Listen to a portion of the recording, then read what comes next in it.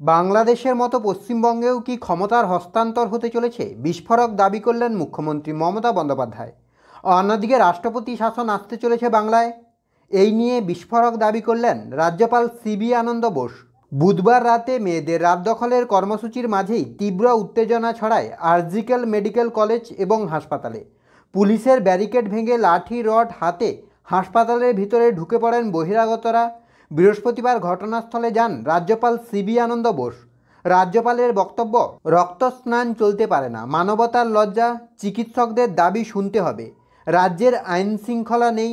ঘটনার পরদিনই মুখ্যমন্ত্রীকে চিঠি দিয়েছিলাম, চিঠিতেই তার সঙ্গে কথা হয়েছে। অন্যদিকে আরজিকর কাণ্ড নিয়ে মুখ্যমন্ত্রী মমতা বন্দ্যোপাধ্যায়ের মুখে বাংলাদেশের প্রসঙ্গ। বেহালার প্রাক স্বাধীনতা দিবসের অনুষ্ঠান থেকে দাঁড়িয়ে মুখ্যমন্ত্রী বলেন, বাংলাদেশের ঘটনা থেকে যদি ভাবেন এখানে ক্ষমতা দখল করবেন, শুনে রাখুন আমি ক্ষমতার মায়া রাখি না, মানুষের কাজ করতে চাই। আরজিকর কাণ্ড নিয়ে প্রথম থেকেই সরব হয়েছেন মুখ্যমন্ত্রী। আশ্বাস দিয়েছিলেন নিরপেক্ষ তদন্তের। রবিবারের মধ্যে তদন্তের অগ্রগতি না হলে সিবিআইয়ের হাতে তদন্তভার তুলে দিবেন বলে জানিয়েছিলেন মুখ্যমন্ত্রী। তবে তার আগেই কলকাতা হাইকোর্টের নির্দেশে মঙ্গলবারই সিবিআইয়ের হাতে তিলোত্তমা কাণ্ডের তদন্তভার তুলে দেওয়া হয়। অন্যদিকে দলের মুখপাত্রের পদ থেকে সরানো হলো শান্তনু সেনকে। সম্প্রতি আরজিকর ইস্যু নিয়ে মন্তব্য করেছিলেন তৃণমূলের প্রাক্তন সাংসদ। সেখানকার পড়াশোনা রসাতলে গিয়েছে বলে মন্তব্য করতে শোনা গিয়েছে তাকে।